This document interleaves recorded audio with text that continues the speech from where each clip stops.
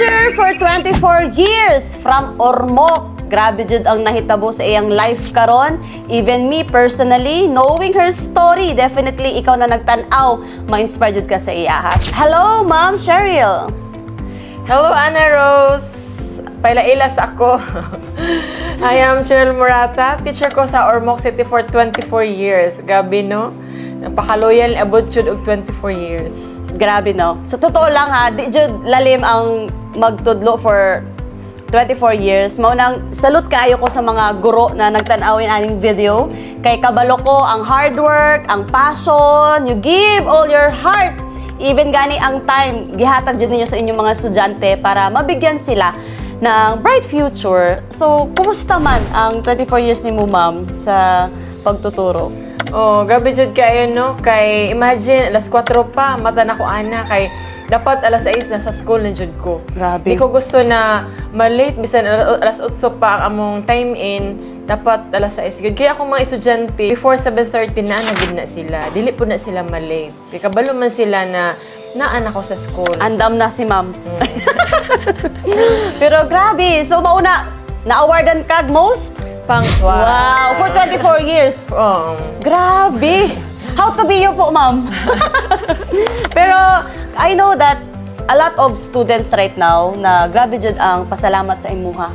Kay we know na dako kag tabang kung asa man sila karon. Definitely sa 24 years baya daghan na kag natabangan, naturuan ng mga estudyante na karon naging successful na-experience na nimo na naisamuan na, uy ma'am, salamat kaayo ha, dako kag tabang sa ako Na-experience Daghan mo. pod mga estudyante mo balik mo rag maulan siya mo happiness ba na Yes. na may mga estudyante na mo balik kay kanang magpasalamat kay nakamao sila sa college wala sila naglisod.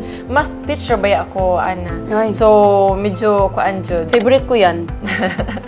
Kabaliktaran. Joke. Grabe. And I know that a lot of students, grabe jud ang, even ako personally, you know, Ma'am Cheryl, I told to myself that one day, if maging successful ko, the first person na babalikan ko is teacher. Why? Because wala ako sa life ko karon if dili sa inyo ha mga teacher na you serve as second parents namin. Kasi imagine, from Monday to Friday, kayo ang kauban mo sa school from 8 a.m. to 5 p.m. Sometimes gani even Sabado, Linggo. Kuyog pa ang mga teachers. So sa 24 years nimo, unsa may mga realization nimo? Kasi sure jud ko na ay mga 5 years, 10 years, 15 years, or wala pa 20 years na nanonood ng video na to. So mga sa 24 years na realize yun na ako ba na murag nahinuktok ko kay daghan naman ako mga estudyante na tabangan pero how about myself? Natabangan ba na ako? So, mo to na, nakuha ako na, siguro time na po na mag-level up ko sa kuan, sa finances. Kinahanglan, mabago po akong life kay, asa na tong life na gi-goal na ko? Asa na tong life na gi-promise na ako sa akong family? So, mo tong one day, while nag-scroll sa Facebook, bisa hindi kayo takamaon, no? But, nagkuan jud kay, nakita na ko ang post, no, sa di po na ako kailan, naghawlang pod ko. And amazed ko sa ilang mga stories. Kay mga batanon pa, mga teacher pod, pero mga bata pa ba na gabi man ang kanang kuan, gabi man ang growth ba, like sa imo pod na mga estudyante, pero ning kun amazed ko sa inyo nga, yan mga dagko kayo mo og gabi nyo achievement, inyong mga income, dagko. Pero ako, gabi 24 years naman ko dire, marag naguwang naman jud. Wala man gihapon, daghan gihapon og Hindi na halata. daghan gihapon og utang, marag at that time 8,000 na lang gud ang akong sahod, pero kwentahon gud siya. Grabe. Wala na gid siya niabot kay napamantoy mga under the kuan ba na dili mo appear dito sa payslip. So that time duha na akong college, yan na-realize ako kay kung dili ko mo kanang mo out sa ako comfort zone, dili ko mangita og laing opportunity.